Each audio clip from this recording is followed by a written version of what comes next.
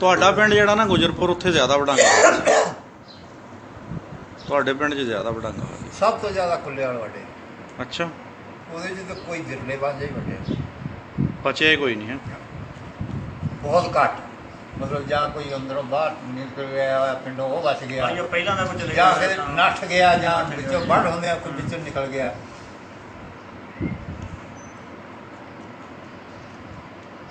ਇਸ ਤਰ੍ਹਾਂ ਕਰਕੇ ਹੋਏ ਬਹੁਤ ਜ਼ਿਆਦਾ।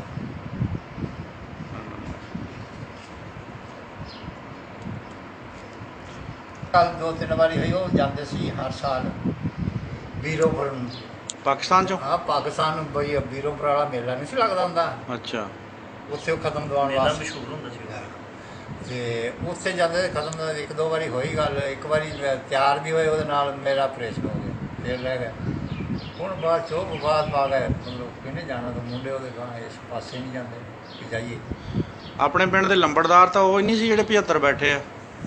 ਦੋ ਲੰਬੜਦਾਰ ਸੀ। ਇਹ ਉਹ ਆਪਣੇ ਪਿੰਡ ਦਾ ਸੀ।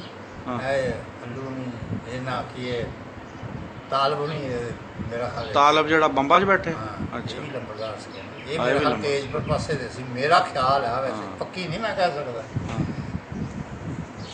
ਠੀਕ। ਉਹ ਤਾਂ ਇੱਥੇ ਵੀ ਲੰਬੜਦਾਰ ਹੁਣ ਇੱਥੇ ਆਪਣੇ ਪਿੰਡਾਂ 'ਚ ਵੀ ਆ ਕੇ ਲੰਬੜਦਾਰ ਇੱਥੇ ਵੀ ਹੈਗੇ। ਹਾਂ, ਅੱਲੂ ਨੇ ਉੱਥੇ ਵੀ ਹੈਗੇ ਨੇ 75। 75 ਵੀ।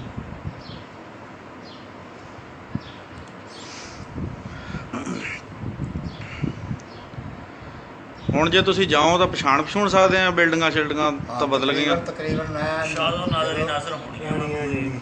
ਕੋਈ ਹਣੀ 2 ਬਿਲਡਿੰਗਾਂ ਪੁਰਾਣੀਆਂ ਹੈਗੀਆਂ ਉੱਥੇ। ਗੁਰਦੁਆਰਾ ਜਿੱਦਾਂ ਜਿੱਦਾਂ ਹੁਣ ਆਪਣੇ ਮਤਲਬ ਕਿ ਅਸੀਂ ਮੇਰਾ ਖਿਆਲ ਕੋਈ ਸ਼ਾਇਦ ਰਹੀ ਨਹੀਂ ਹੈਗੀ। ਗੁਰਦੁਆਰਾ ਨਹੀਂ ਆਪਣੇ ਪਿੰਡ ਹੈਗੀਆਂ। ਕਿਹੜੀ ਆ? ਗੁਰਦੁਆਰਾ ਹੈਗਾ ਮੁਜ਼ੰਮਲ ਉਹਨਾਂ ਦਾ ਘਰ ਪੁਰਾਣਾ ਹੀ ਆ, ਉਹ ਸਿੱਖ ਆ ਕੇ ਦੇਖ ਕੇ ਨਹੀਂ ਗਏ ਸੀਗੇ। ਬਿਲਕੁਲ ਉਹੀ ਆ, ਹਰ ਸ਼ੈ ਉਹੀ ਆ। ਤਕਰੀਬਨ ਆ ਆਪਣਾ ਕੁਸ਼ਿਆਰ ਜੱਟਕਿਆਂ ਦੇ ਵੀ ਹਲੇ ਪੁਰਾਣੀ ਆ, ਉਹ ਜਿਹੜੀ ਢਾਤੀ ਡੇੜੀ ਲਿਜਾ ਕੇ ਖੜੇ ਹੋ ਹੁਣ ਕਿ ਕਿਤੇ ਢਾਈ ਹੋਣੀ ਆ। ਹਾਂ ਕੋਟ ਹੈਗੀ ਆ।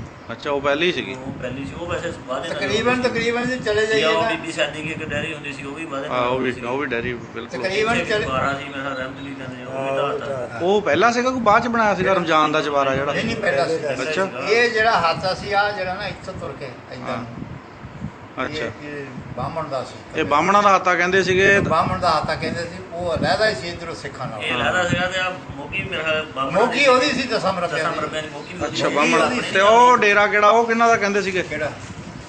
ਉਹ ਸਕੂਲ ਵਾਲੀ ਸਾਈਡ ਤੇ ਟਿਕਰਾਂ ਦੇ ਘਰਾਂ ਵੱਲ।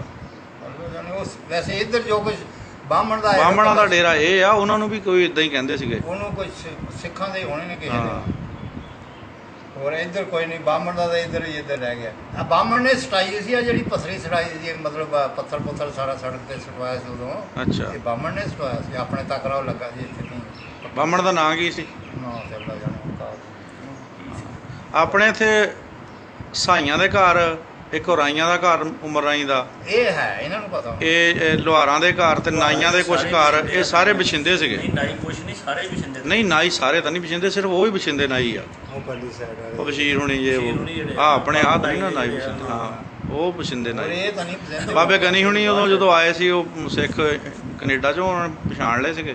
ਅੱਛਾ ਇੱਕ ਉਹ ਸਾਈ ਸੀਗਾ, ਕਿ ਉਹ ਸਬਦਰ ਦਾ ਬੜਾ ਕਬੂਤਰ ਰੱਖੇ ਹੁੰਦੇ ਸੀ ਜਿਹਨੇ, ਪੋਸਤੀ ਸਾਈ, ਹਾਂ ਉਹਨੇ ਵੀ ਪਛਾਣ ਲਿਆ, ਉਹ ਵੀ ਜਾਣਦਾ ਸੀ। ਹਿੰਦੁਸਤਾਨ ਦਿਮਾਗ ਇੰਨਾ ਕੁ ਕੰਮ ਕਰਦਾ ਕਿ ਜਿਆਦਾ ਕਿ ਖਲੋ ਜੀਏ ਨਾ ਇੱਕ ਥਾਂ ਪਿੰਡ ਦੇ ਕੋਨੇ ਤੇ, ਹਾਂ। ਮਤਲਬ ਕਿ ਜਾਂ ਮਸਜਿਦ ਕੋ ਚੱਲ ਜੀਏ, ਉੱਥੋਂ ਇਹ ਦੱਸ ਸਕਦੇ ਕਿ ਇੱਥੇ ਕ ਫਲਾਣੇ ਦੇ ਘਰ ਸੀ, ਇੱਥੇ ਕਾ ਸੀ, ਇੱਥੇ ਕ ਸਾਡਾ ਸੀ, ਇੱਥੇ ਕੋ ਫਲਾਣੇ ਦਾ ਸੀ। ਮਸੀਤ ਹੁਣ ਕਿੱਥੇ ਰਹਿਣ ਦਿੱਤੀ ਹੈਗੀ ਆ, ਮਸਜਿਦ ਹੈਗੀ ਆ। ਜਿੱਦਾਂ ਪੁਰਾਣੀ ਜਿੱਦਾਂ ਮੰਦਿਰ ਪੁਰਾਣੀ ਐਸਾ ਯਾਨੀ ਉਹ ਇੱਥੇ ਨਮਾਜ਼ ਉੱਥੇ ਕਿਹਨੇ ਪੜ੍ਹਨੀ ਜਦੋਂ ਮੁਸਲਮਾਨ ਆ? ਨਹੀਂ, ਲੇਕਿਨ ਇਹ ਆ ਕਿ ਮਸਜਿਦ ਹੈਗੀ ਆ, ਬਿਲਡਿੰਗ ਉਹੀ ਆ, ਇਸ ਇੱਕ ਤਰ੍ਹਾਂ ਹੋਰ ਘਰ ਦੀ ਬਿਲਡਿੰਗ ਹੋਈ। ਮਸਜਿਦ ਦੇ ਬੂਹਾ ਕੇ ਚੱਲੀਏ, ਫਿਰ ਮੈਨੂੰ ਇਹਨਾਂ ਹਰ ਚੀਜ਼ ਦਾ ਪਤਾ, ਮਤਲਬ ਆਪਣੇ ਘਰ ਉੱਥੇ ਖੜ ਕੇ ਫਿਰ ਅੰਦਾਜ਼ਾ ਹੋ ਜਾਂਦਾ ਵੀ ਕਿੱਧਰ ਕਿੱਧਰ ਕਿਹੜੇ ਕਿਹੜੇ ਘਰ ਸਾਡੇ ਸੀਗੇ। ਘਰ ਸੀਗੇ, ਇੱਧਰ ਇੰਨੀ ਕੁ ਦੂਰ ਜਾ ਕੇ ਇੱਧਰਲੇ ਪਾਸੇ ਸਾਡੀ ਹਵੇਲੀ ਸੀ, ਇੱਥੇ ਸ਼ਾਇਦ ਕੋਈ ਨਾ ਕੋਈ ਹੋਵੇ ਚਾਚੂ ਜਾਣਦਾ।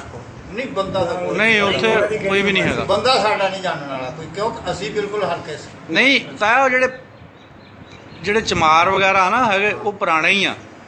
ਹੈਗੇ ਤਾਂ ਪੁਰਾਣੇ, ਮਤਲਬ ਉਹਨਾਂ ਵਿੱਚ ਕੋਈ ਸਿਆਣਾ ਬੰਦਾ ਹੋਊਗਾ, ਉਹ ਕੋ ਥੋੜਾ ਬਹੁਤਾ ਜਾਣ ਪਛਾਣ ਕੱਢ ਲਵੇ। ਕੋਈ ਸਿਆਣਾ ਹੋਵੇ ਕਿ ਜਾਂ ਸਾਡੇ ਆਪਣੇ ਦੱਸਣਗੇ, ਯਾਨੀ ਕਿ ਜਿੰਨੇ ਹਾਂ, ਕੁ ਅਸੀਂ ਫਿਰ ਫਿਲਮ ਚੱਲੂ ਬਿਜਲੀ। ਕਿੰਨੀ ਉਮਰ ਦਾ ਕੋਈ ਹੋਊਗਾ, ਉਹਨੂੰ ਥੋੜਾ ਬਹੁਤਾ ਹੋਊਗਾ ਵੀ ਯਾਰ ਆ ਫਲਾਣੇ ਸੀਗੇ, ਆ ਫਲਾਣੇ ਸੀ, ਉਹ ਮਤਲਬ ਬੁੜਿਆਂ ਦੇ ਨਾਂ ਦੱਸੀ ਹਾਂ, ਦੱਸੇ ਦੇ। ਹੁਣ ਸਾਡੇ ਨਾਂ ਤਾਂ ਕੋਈ ਨਹੀਂ ਜਾਣਦਾ ਉੱਥੇ ਕੌਣ ਹੈ ਤੇ ਕੀ ਹੈ।